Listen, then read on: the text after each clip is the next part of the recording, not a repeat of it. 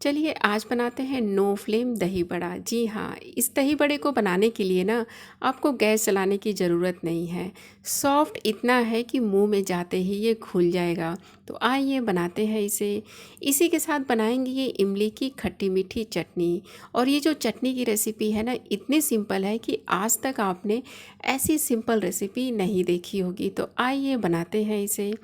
दही बड़ा बनाने से पहले ना ये इमली की खट्टी मीठी चटनी बना लेते हैं। तो इसके लिए मैंने ये आधा कप इमली और 1 या सवा कप मैंने गुड़ लेकर 1 से 1.5 गिलास पानी में भिगोकर 1 घंटे के लिए रख दिया था। अच्छे से सॉफ्ट हो गया है। अब इसमें 1 चम्मच सौंफ डाल दें। इसी के साथ 1 छोटा चम्मच जीरा डाल दें। बेहद सिंपल रेसिपी है तो आप इसे स्किप ना करें। आधा छोटा चम्मच नमक डाल दें। 1 छोटा चम्मच कश्मीरी लाल मिर्च का पाउडर, इससे कलर अच्छा आएगा चटनी का। 1/4 छोटा चम्मच लाल मिर्च का पाउडर और इसी के साथ इसमें आधा छोटा चम्मच काला नमक डाल दें। अब मैं इसमें डाल रही हूँ आधा इंच अदरक का टुकड़ा। इसे आप कद्दूकस करके डालें। देखिए, अगर अदरक नहीं है घर में तो कोई बात नहीं, आप इसमें सौंठ भी डाल सकते हैं। जो अदरक का पाउडर होता है ना, वो आप 1 छोटा चम्मच इस्तेमाल कर सकते हैं। तो मैंने अदरक को इस तरीके से कद्दूकस करके डाल दिया है। बस अब क्या करना है ना, इन सारी चीज़ों को बहुत ही अच्छे से हमने मसल लेना है। यानी कि जो ये इमली है ना, अच्छे से ये फूल गया है, तो इसे हम अच्छे से मसल लेंगे। थोड़ा सा मैंने इसमें पानी डाल दिया है और अच्छे से इसे मसल लिया है।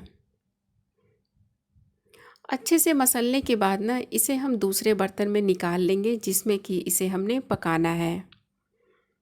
अब इसे हाई फ्लेम पर लगातार चलाते हुए 7-8 मिनट या 10 मिनट तक हम पका लेंगे, जब तक कि ये थोड़ा गाढ़ा नहीं हो जाता है। तो बस इसे लगातार चलाते रहें, या आप गैस का फ्लेम कम करके भी इसे आप पका सकते हैं देर तक, कोई दिक्कत नहीं है। इस बीच आप अपना दूसरा काम भी कर सकते हैं। देखिए, इसे लगातार पकाते हुए ना 10 मिनट हो चुका है। अभी भी आपको इसकी जो कंसिस्टेंसी है पतली लग रही होगी, लेकिन कोई दिक्कत नहीं है। जब ये थोड़ा ठंडा हो जाता है ना तो ये गाढ़ा हो जाता है। आप चाहें तो थोड़ा और इसे पका सकते हैं, नहीं तो इतने पर भी गैस का फ्लेम बंद कर सकते हैं। बाद में अगर छानने के बाद भी अगर आपको लगता है कि ये पतला है तो आप इसे थोड़ा देर और पका सकते हैं, कोई दिक्कत नहीं है। और इस तरीके से अच्छे से छान लें और इसका जो पल्प है ना, उसे आप जितना निकाल सकते हैं ना निकाल लें। टेस्ट कर लें, अगर किसी चीज़ की कमी लगती है ना तो आप उसको एडजस्ट भी कर सकते हैं। देखिए, जब ये ठंडा हो जाएगा ना, ये जो इमली की खट्टी मीठी चटनी है ना, तो ये थोड़ा और गाढ़ा हो जाता है। तो इसलिए इसको बहुत ज़्यादा ना पकाएं। ठंडा होने के बाद इसे आप फ्रिज में 20-25 दिन आराम से रख कर इस्तेमाल कर सकते हैं। तो चलिए अब दही बड़ा बना लेते हैं। तो दही बड़ा बनाने के लिए एक बोल लें और उसमें 1 कप के करीब दही डाल दें। ताज़ा दही लें तो ज़्यादा अच्छा रहेगा। थोड़ा सा इसमें पानी डाल दें। 2 से 3 चम्मच चीनी डाल दें।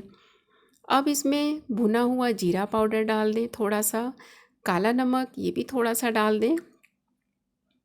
इसी के साथ इसमें लाल मिर्च का पाउडर बहुत ही थोड़ा सा डालेंगे और अच्छे से मिक्स कर लेंगे। देखिए, ये जो दही बड़ा की रेसिपी है ना, इतनी लाजवाब है कि जब आप इसे खाएंगे ना, आप खाते ही रह जाएंगे।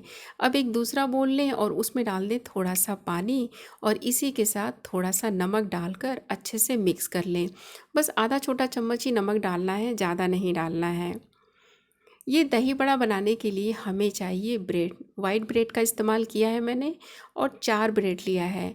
अब इसको आप या तो आप सिंपल इसका जो किनारा है उसको कट करके आप 4 हिस्से में कर लें, या इस तरीके से किसी कुकी कटर से भी काट सकते हैं। थोड़ा बड़ा साइज़ मैंने काटा है, आप चाहें तो थोड़ा छोटा भी काट सकते हैं, ये आपकी चॉइस है। और ये जो साइड का हमने निकाला है ना, इसको आप पाउडर करके ब्रेड क्रम्स बना सकते हैं। बस अब इसको एक प्लेट में इस तरीके से रखें और ये जो हमने नमक का पानी बनाया है ना, उसको हम हल्का हल्का ब्रेड के ऊपर दोनों तरफ से अच्छे से लगा देंगे। बहुत ज़्यादा गीला नहीं करना है, बस हल्का हल्का लगाना है। इसके ऊपर इस तरीके से दूसरा ब्रेड रखें और उसको भी इस नमक वाले पानी से हल्का सा गीला कर लें। बस दोनों प्लेट में मैंने ये 4 ब्रेड लगा दिया है। अब ये जो दही का मिक्सचर है ना, वो इसके ऊपर अच्छे से फैला लें।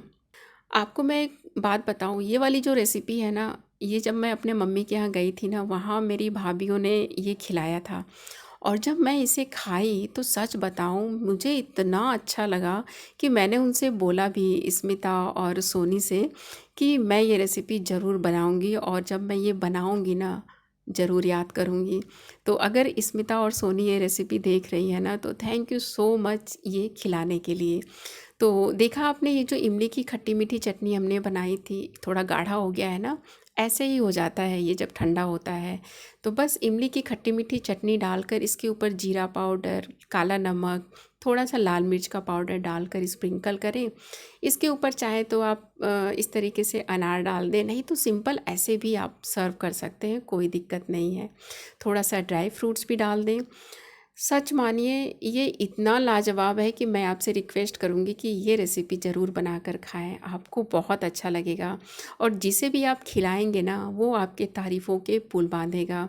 तो थैंक यू सोनी और स्मिता, बहुत ही अच्छा लगा था मुझे ये खाने में और इसलिए मैं आज ये रेसिपी बना रही हूँ। तो उम्मीद करती हूँ आप लोग को ये रेसिपी ज़रूर पसंद आई होगी। अच्छी लगी हो तो प्लीज़ लाइक करें, शेयर करें अपने फ्रेंड्स और फैमिली के साथ, और चैनल पर नए हैं तो प्लीज़ सब्सक्राइब ज़रूर करें। Thank you.